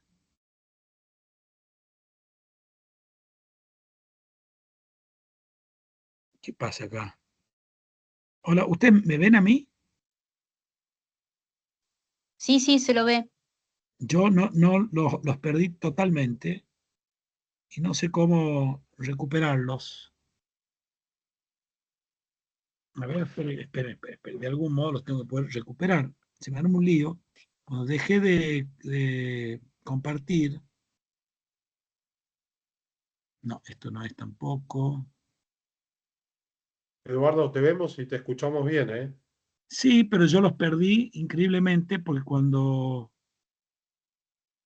estoy sacando cosas, cuando dejé de compartir, no pude volver nunca más.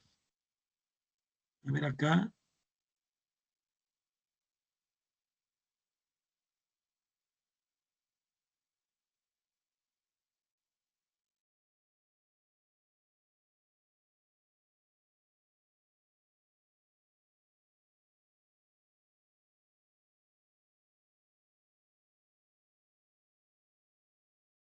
Bueno, aguardamos un minuto, creo que el docente se desconectó, Sí. porque no lo estoy viendo en sala. Así que si Bueno, son tan amables, aguardamos un minuto más. Gracias. por favor.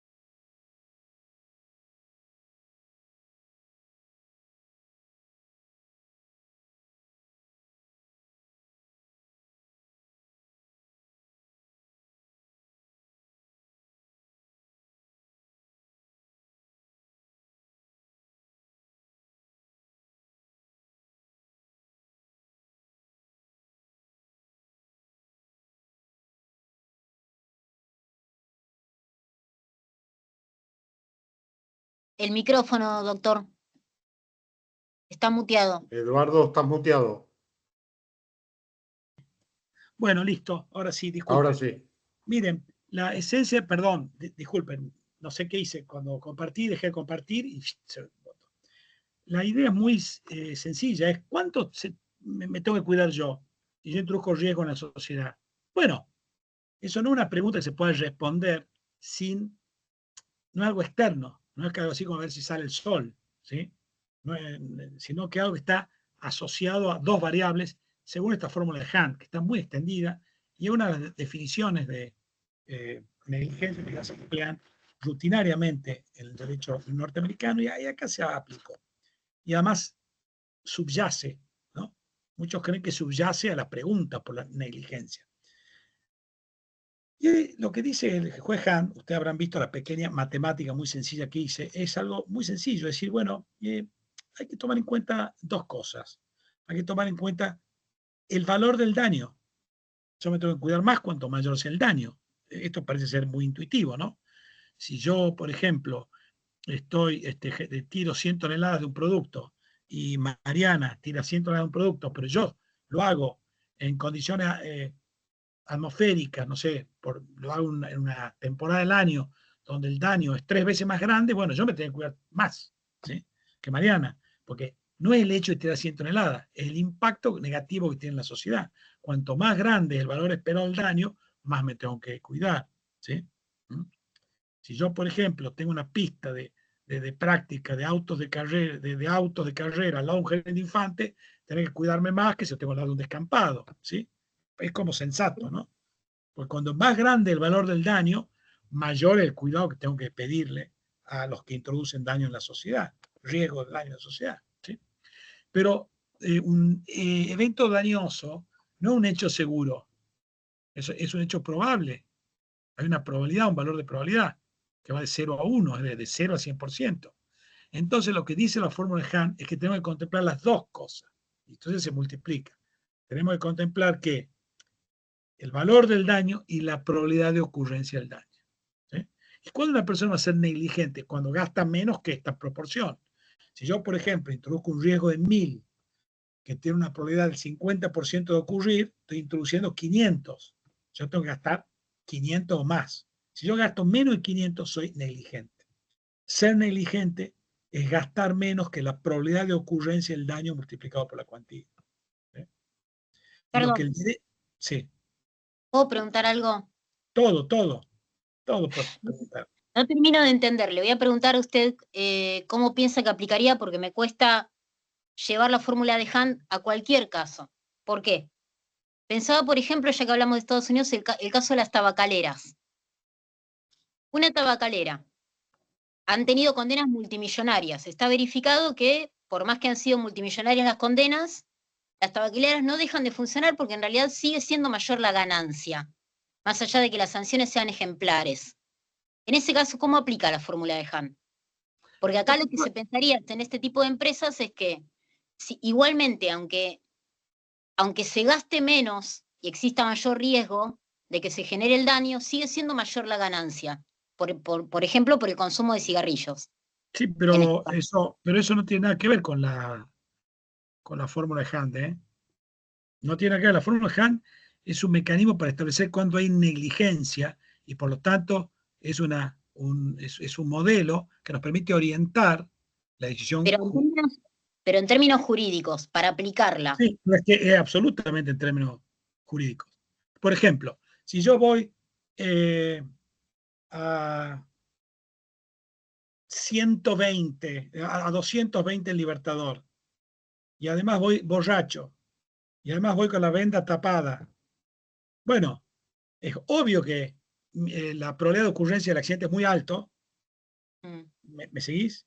Sí. Es obvio que el daño es muy alto y que el costo de precaución es muy bajo. O sea, entonces, obviamente, negligente. ¿Sí? Sí. Si, por ejemplo, yo estoy trabajando con un pesticida, pucha, esto con gráfica sería mucho más fácil, porque te puedo mostrar cambios, ¿no? Yo estoy trabajando con un pesticida y entonces yo puedo tirar nada más que 1000, con seguridad. Ahora resulta que hay una nueva técnica por el cual el costo de prevención B baja. No sé, yo puedo hacerlo de un modo tal, entonces yo ahora puedo tener mucho más pesticidas, ¿sí? Porque el costo de prevención ha bajado. Ahora, supongo que el costo de prevención sube por alguna razón tecnológica, medioambiental. Bueno, entonces ahora, ¿sí? Entonces, lo que quiere decir esto que lo que va a ser un sistema jurídico interesante, porque la regla de Hunt te va diciendo, siempre que el costo de prevención se incremente, bueno, la ley te va a exigir menos. Siempre que el costo de prevención sea más bajo, la ley te va a exigir más. Y así. Siempre que el valor del daño crezca, la ley te va a exigir ¿qué? ¿Qué te va a exigir la ley si el valor del daño crece? Supongo que fumar no hace mal como hace, sino que te mata, te liquida seguro en un mes. ¿Qué debería pasar entonces con las indemnizaciones? O con la estimación de la negligencia. Debe ser mucho más alta. Porque en tu pregunta vos estabas dando por hecho que porque fumar hace mal, las tabacaleras deberían cerrar. No es seguro que las tabacaleras deberían cerrar. No, al contrario. Yo digo que no cierran porque es mayor la ganancia de tenerlos abiertas. Sí, bueno, pero eso no tiene nada que ver con la fórmula de Hunt. La fórmula de Hunt solo establece el nivel de cuidado que queremos respecto del daño y de la probabilidad. ¿Sí? Te doy montones de ejemplos. ¿Quién es una persona que deja un perro? Por ejemplo, rabioso, muy, muy malo, desatado, cuando vienen chicos. Bueno, ¿qué te parece a vos? ¿Que la probabilidad de ocurrencia del accidente es alto ahí o no? Alta. ¿El valor es alto? ¿Y el costo de precaución que será menor o mayor? Es menor. Entonces fue negligente. En todos lados, el manejar, pero también en una pista de esquí. En una pista de esquí el que va atrás tiene responsabilidad. Vos que tenés que fijar, si el otro hace movidas raras, bueno, salvo que haga una movida muy rara, ¿no? Que eso también está contemplado en la jurisprudencia de carruaje ya de Inglaterra. ¿Por qué el que va atrás? ¿No? Después vamos a ver un concepto que ya lo pongo, que es el del cheapest cost avoider, que ya lo pongo. Para que ponga acá el chat, ¿no? ¿Dónde está el chat? Acá. El cheapest, perdón que lo ponga en inglés, pero no me queda otra. Cost avoider es el que puede evitar el accidente a menores costos, ¿no? Después vamos a ver que hay que usar la regla de Hunt para víctima y victimario, pero en principio, sigamos con ejemplo, para que veas que se aplica todo. Es más, la jurisprudencia, la Corte ya lo pidió 2 veces, que le hagan la curva en Estados Unidos, ¿no? Lo que pasa es que normalmente no es para poner número, es para pensar. Pero obviamente que una persona que tiene un perro rabioso, el daño, la probabilidad de ocurrencia es muy alta y el daño es grave, puede matar gente. ¿Y el costo de prevención cuál es? No es que tengo que gastar, no, el costo de prevención es gastarlo. O sea, ¿entendés o no? ¿Sí? Sí. A ver, ¿por qué será? ¿Quién puede evitar a menores costos un accidente de esquí? ¿Alguien que va atrás o alguien que va adelante? El que va atrás tiene el costo de prevención B es muy alta respecto al PL. Es el costo de prevención B para el que va adelante esquiando. Yo voy adelante, yo no te veo a vos. Yo hago mi shh, voy así, ¿no? Y vos me estás viendo a mí. Entonces, siempre es razón. Entendés que la ley tiene una lógica, pues si no parece que es poner frases. Bueno, habiendo sido que entonces negligente, pero no estás explicando por qué negligente. Esto te permite explicar. Decir, mire, lo ideal hubiera sido que esto se evite. El que lo podía evitar era fulano, y lo podía hacer a menores costos. Y la verdad es que su costo de prevención era significativamente más bajo que el valor de ocurrencia del daño, porque chocar a alguien en una pista de esquí de atrás puede ser fatal o muy grave. Y en cambio el costo de evitación es bajo, tenés que tener una distancia. ¿Quién tiene prioridad en el cerro? Todas las reglas que vas a encontrar, todas las presunciones están apoyadas en esto. Fíjate cómo una simple, esa es la idea de la ciencia, con algo chiquitito explicar todo. Si no, tenés que encontrar el relato para cada cosa, o la lógica jurídica, que por supuesto existe. Lo que mucha gente cree es que la lógica que se esconde detrás del derecho a accidente es esta.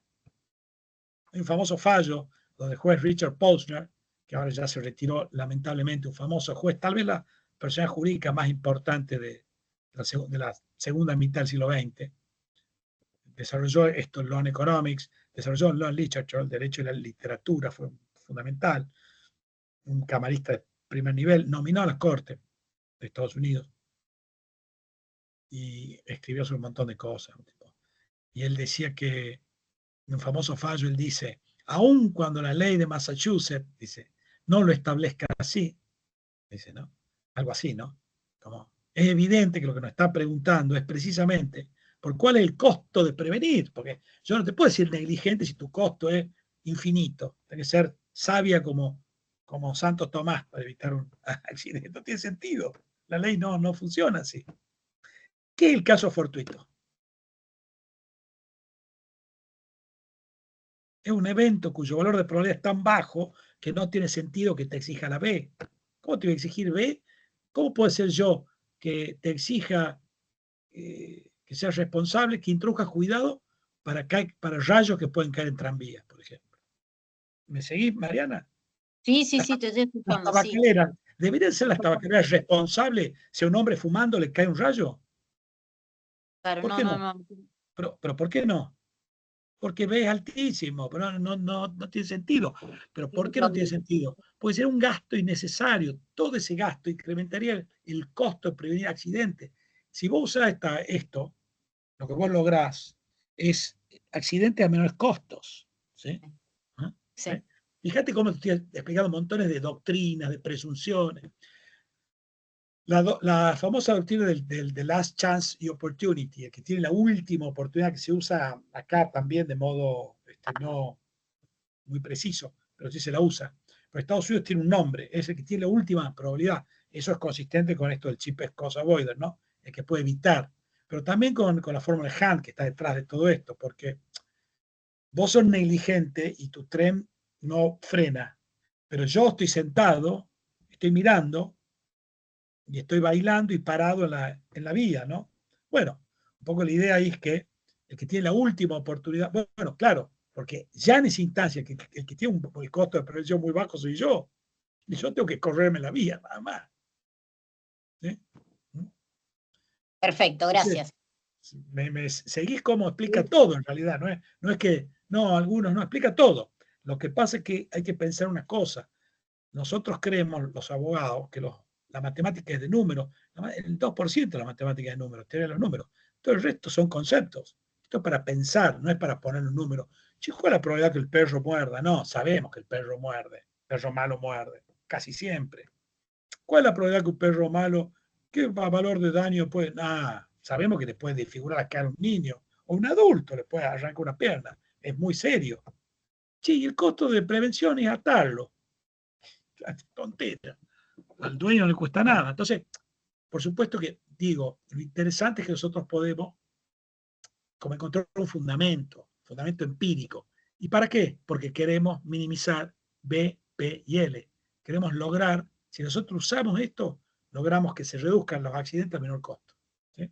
Veamos ahora cómo esto, yo voy a hacer ahora una gráfica, espero no irme de acá, o volver en todo caso, pero no me queda otra, tengo que hacer una gráfica, lamentablemente.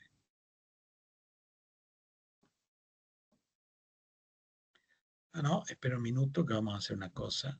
Te voy a buscar de nuevo este Paint, si no, estoy frito. Paint, a ver.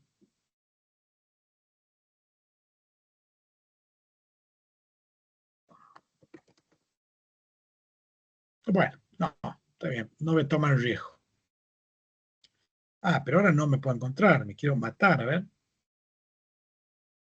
No, sí, acá estoy. No, me muero si no me encuentro, no, me infarto. Bueno, ahora pensemos, ahora yo voy a hacer una serie de, miren, si siempre la ley nos induce a que evite el accidente, aquel que lo puede evitar a menores costos, se hacen menos accidentes, ahorramos costo de prevención B y además tenemos menos accidentes. ¿Están de acuerdo, no? Esto es obvio, ¿sí?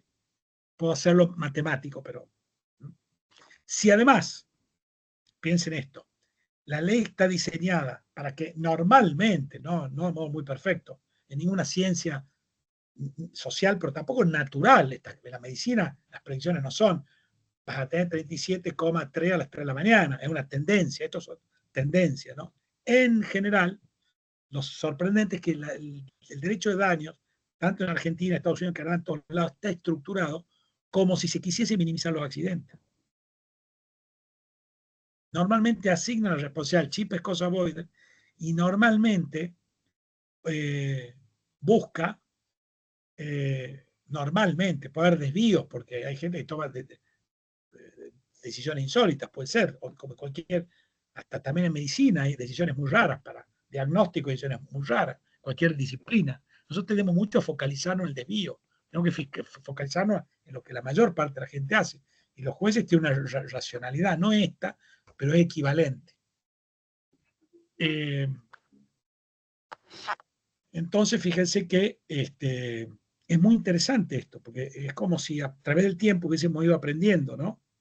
A adoptar reglas que minimizan el costo total de prevención, en general, con excepciones, y que, por ejemplo, en Argentina yo tuve la suerte de ser miembro de un tribunal con Rosenkrantz y con Grossman, que es rector de San Andrés, de una extraordinaria tesis, donde nos mostraba que esta fórmula de Hahn y el chip pescoso avoider se aplicaba a todas las sentencias en materia de responsabilidad industrial, nada más y nada menos, en el sentido que siempre la ley asignaba responsabilidad a quien, a que podía evitar el accidente a menores costos, tomando en cuenta BP y L, ¿no?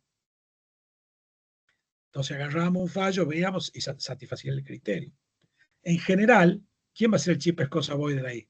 El productor de riesgo. En tema industrial, el que puede evitar que estos anteojos no exploten o se rompan y me lastimen los ojos, el que hace los anteojos, no yo. Y el que puede evitar que la Coca-Cola explote, que es Coca-Cola, no yo. Y el que puede evitar que no estalle la cerveza Quilmes, es Quilmes, no yo. Pero si yo quiero abrir las Quilmes con el ojo, esa es una defensa absoluta de Quilmes ya. Porque el chip pescoso avoider soy yo ahí. Apenas aplico BPL, me va a dar ese resultado, ¿sí? Bueno, le estoy dando ejemplos para que vean ustedes lo interesante que cómo uno puede ir encontrando que distintas partes. Miren, pensemos ahora distintas reglas de responsabilidad así en general. Yo ya fui mencionando varias, pero pensemos, por ejemplo,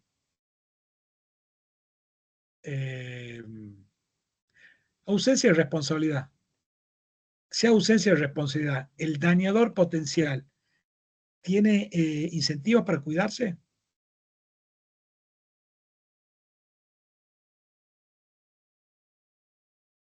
No, no tiene incentivos para cuidarse, porque el que se cuida, el que se hace cargo de PL, la ley lo que hace, asigna la ley, lo que hace, distribuye de modo distinto el costo de los accidentes. En ausencia de responsabilidad lo que le dice es a las víctimas, señores, ustedes son responsables, ustedes se hacen cargo por entero del costo del accidente. Entonces, bajo ausencia de responsabilidad, quienes se van a cuidar de modo exclusivo son las víctimas. Imagínense que yo empiezo a tirar chispas y le empiezo a quemar los pastizales. ¿Ustedes qué van a hacer? Van a alejar los pastizales. ¿Cuánto? Al óptimo o cerca. Van a empezar a alejar el pastizal hasta que el metro, el centímetro siguiente, tienda a ser igual. Bueno, es una fórmula, pero en esencia hasta donde les convenga. No van a alejar muchísimo, porque si alejan muchísimo, el costo de evitación es más alto que el riesgo, no tiene sentido. Tampoco lo van a dejar muy cerca, porque ustedes pueden todavía correr más, ir minimizando el riesgo. Lo van a hacer en el punto donde se minimice, eso es lo interesante, donde B igual a PL. Ustedes van a, bajo ausencia de responsabilidad, las víctimas tienen incentivos para tomar precaución óptima, ¿sí? Esto lo voy a escribir. Así ordenamos esta última parte ya. Bajo ausencia de responsabilidad, las víctimas potenciales tienen incentivos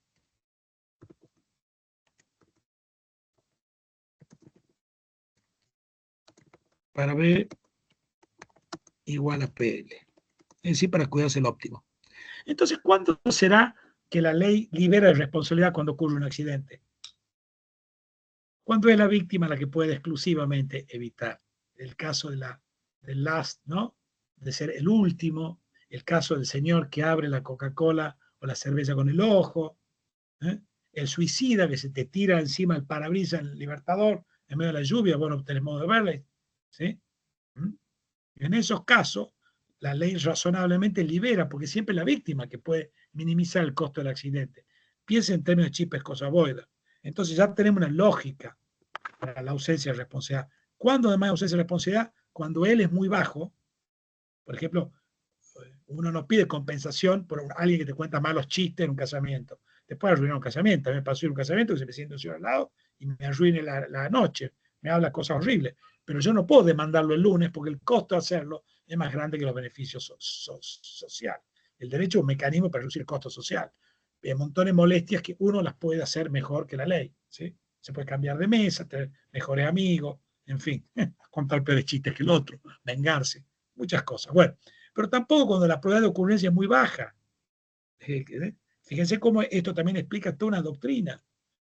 En la Universidad de Itela hay un chico que hizo una tremenda tesis y mostró cómo en Argentina bastante, al final se explica bastante lo que han resuelto los jueces, se puede explicar mucho con la fórmula de Hahn, ¿no? Él fue fallo por fallo, con una cosa científica, con mucha precisión, una gran tesis, ¿no? Bueno, ¿sí? Entonces, y el caso fortuito tampoco, porque si P igual a 1, si va a ocurrir, no tiene sentido que gaste, es tirar plata, conviene que se vaya a otra cosa, ¿eh? No tiene sentido.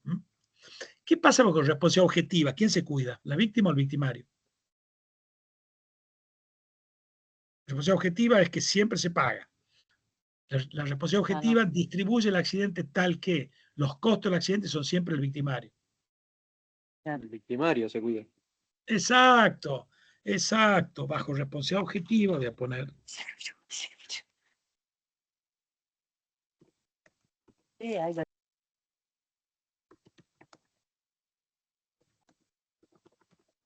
Bajo responsabilidad objetiva,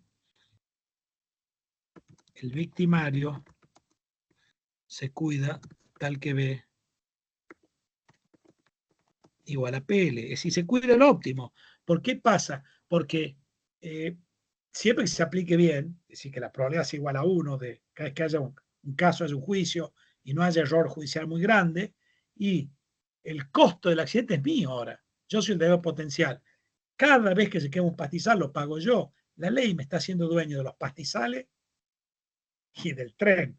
¿Y qué haría un dueño? Maximizaría el valor de las dos actividades, ¿no? Bueno, por eso es que la responsabilidad objetiva es muy buena cuando es muy buena. Cuando la causación es unilateral, siempre van a ver que se usa responsabilidad objetiva cuando el accidente depende del victimario, de modo casi exclusivo.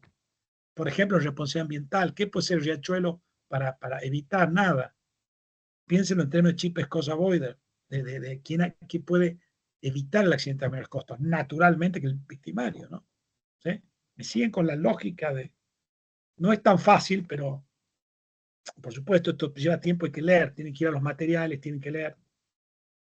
Estas cosas un poquito técnicas, pero cuando realmente se les presta mucha atención ahora a estas cosas.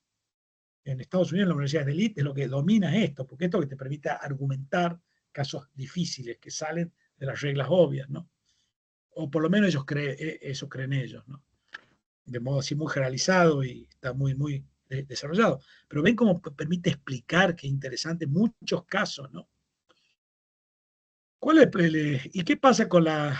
También es muy bueno la responsabilidad objetiva, lo voy a anotar, la responsabilidad objetiva también regula cantidad de actividad. Esto es muy importante. En el mundo moderno, la cantidad de actividad es un generador de daños más alto que la negligencia. Yo puedo ponerle que no ser negligente sea poner 2, 3 filtros en mis trenes, listo. Pero en vez de pasar 6 trenes, paso 60, con lo cual la probabilidad de incendio es enorme. Le estoy pasando un costo igual vía cantidad de actividad. Todo lo que es, por ejemplo, el daño ambiental depende mucho más de la cantidad de actividad que del cuidado. Entonces, normalmente ¿qué es lo que hacemos? Ponemos responsabilidad objetiva. La responsabilidad objetiva regula muy bien la cantidad de actividad. Por eso, para daños complejos, cada vez usamos más responsabilidad objetiva por eso, porque depende mucho del dañador potencial, depende mucho del cuidado, pero mucho de la actividad. Y además, responsabilidad objetiva es muy deseable cuando conocer B es muy difícil. Puede ser que para un juez o un regulador sea muy difícil saber cuál es tu B, cuál es tu curva de B, cuánto te cuesta el cuidado. Eso, sabemos que tener un perro rabioso, el costo de cuidado es muy bajo, lo atás y punto. Para los accidentes, sencillo, usamos responsabilidad subjetiva o objetiva de un modo muy sencillo, pero para daños muy complejos, como los ambientales, por ejemplo, bueno, lo que usamos es, mire, usted sabe qué, paga todo. Como yo no sé su nivel de cuidado, usted paga todo. Como usted paga todo, usted va a hacer el mejor esfuerzo para bajar el costo. Es decir, va a hacer su mejor esfuerzo para minimizar la cantidad de accidentes. ¿Y saben qué es lo notable? Esto para mostrarlo, necesito matemáticas que ustedes no dominan, que el dañador va a gastar B igual a PL. No va a gastar ni más ni menos, porque no va a gastar más porque pierde plata. No va a gastar de menos porque paga más juicios. Entonces le va a convenir igualar esa magnitud. Eso es el resultado de una elegancia enorme, ¿no?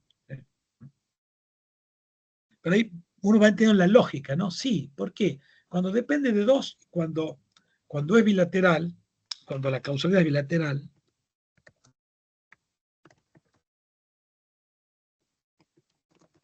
es decir, que depende de víctima y victimario,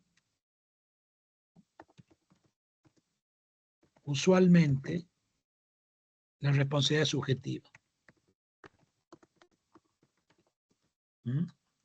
Esto normalmente lleva a que las dos partes se cuiden. Pero acá, cuando uno entra aquí, abre una caja negra donde hay montones de cosas para decir, observaciones empíricas, hay que usar psicología conductual, estadística, se pone más complejo. No, se pone más complejo. Pero en general, la ley utiliza responsabilidad subjetiva, sobre todo comparativa, ¿no? Trata de ver cuál es el nivel, el desvío del cuidado óptimo, o la regla del hombre razonable, si uno quiere, para las dos partes implicadas. Y normalmente se usan casos donde el nivel de actividad no tiene peso, donde no es muy complejo conocer el B, por supuesto, porque no hay que utilizar una regla una regla que adjudica responsabilidad sobre la base de la negligencia, cuando conocer la negligencia es muy difícil, ¿sí? Porque no tiene sentido. Y además cuando el nivel de actividad es muy bajo, y además cuando normalmente depende de la actividad de las dos partes, ¿no? En general, esta regla bien aplicada bajo condiciones un poco ideales es correcta. Tiene la dificultad de que es muy costoso de aplicar bien, pero para casos sencillos, en general, es correcta. Basta pensar. Lo mejor es pensar BPL por el lado del victimario, BPL por el lado de la víctima, y después una vez comparar quién es el cheapest cost avoider. Muchas veces te va a dar que uno es, de modo dramático, y listo, adjudicar la responsabilidad ahí. Otras veces te va a dar que no, y ahí se pone la dificultad de hacer la comparación. Hay distintas técnicas, ninguna es perfecta para hacer la comparación a un nivel matemático. Lamentablemente hay límites para hacer esto bien, como todo juicio humano, aunque use estas técnicas, tenés límites, ¿no? Bueno, estamos terminando. Quisiera 4 o 5 observaciones finales sobre esto, ¿no? Me parece que se lleva una buena intuición, ideas claras como para ir al material, que es bien sencillo, y ya tener como ideas bien fijas, bien claras sobre esto. Pero digamos un par de cosas más para terminar. ¿Dónde va a haber más litigio? ¿Responsabilidad objetiva o subjetiva? ¿Cuál alienta más cantidad de juicios?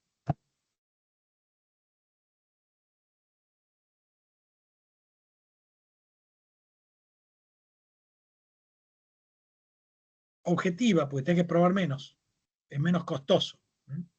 ¿Sí? Si vos tenés que yo ambiental, voy, presento, miro, acá está el daño, lo hizo fulano. Ahora, si tengo que probar que ese señor no adoptó el nivel de cuidado de la industria, olvídate, ¿no? Necesito un equipo de ingenieros, técnicos, economistas, abogados especialistas, ¿no? No hay modo, ¿sí? Será demasiado costoso para, ¿no? Ahora, sin embargo, todo quieto, ¿cuál es más fácil, menos costoso para un juez de procesar? Un caso bajo responsabilidad objetiva o subjetiva. Bajo responsabilidad objetiva. Es decir, hay más litigio, pero son más fáciles. ¿Por qué? Porque no tenés que mirar, tenés que solo identificar el valor del daño y la causalidad. No tenés que mirar el nivel de cuidado. Ve que es un problema, ve, pues es un problema. Entonces, dos más y terminamos. A ver, ¿cuál puede ser más costosa una industria? Objetiva, porque pagas más. ¿Qué te conviene a vos si sos una víctima potencial? Vos sos un peatón. Sos un peatón inveterado.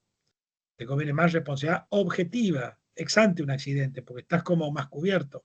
Es como un seguro casi. Entonces las reglas redistribuyen antes que ocurran los accidentes. Esto es interesante. Porque vos pensamos en la redistribución cuando ya está el juicio. Uy, este pierde, este gana. No, no, antes del juicio.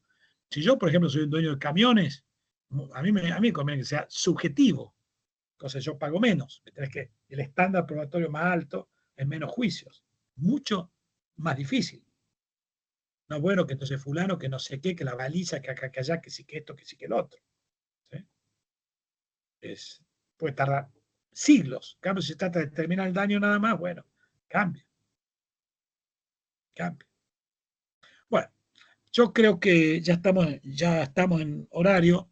Yo le agradezco errores, les pido disculpas cuando me desaparecí como un fantasma, 3, 4 minutos, pero bueno, quise apagar, ¿cómo se llama? El salirme La pantalla. de la pantalla, sí, del Blackboard, del pizarrón, que decía Blackboard ahí, y me desaparecí de golpe. Les pido disculpas, es que se me hizo un lío. Cuando quise salir, evidentemente apreté la crucecita y me fui. Muchísimas gracias, los felicito por la participación, muy interesante. ¿Eh? Muchísimas gracias, Héctor, Mariana, Eliana, Ariel, María, Gabriela, Matías, bueno, todos. Yo estoy diciendo los que veo nada más. Le agradezco mucho a la gente de la escuela que su ya proverbial cordialidad y seriedad, siempre un placer enorme trabajar con ustedes. Y ahí hay ya pregunta el foro, así que pueden preguntar. Y el que tenga alguna curiosidad personal, me escribe un mail, dice un mensaje directo, Eduardo, tal cosa, o literatura de esto, lo otro, o alguna pregunta, yo estoy hiper disponible. Bueno, muchísimas gracias. Gracias. Gracias, Eduardo. Hasta luego. Hasta la próxima. Gracias. Muchas gracias.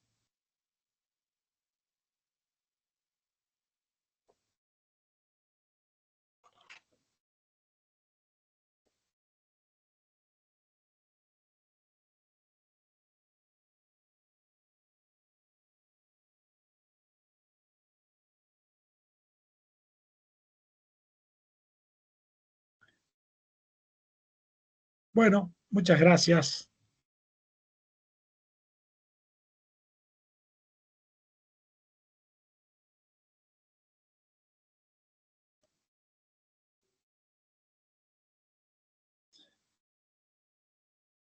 Bueno.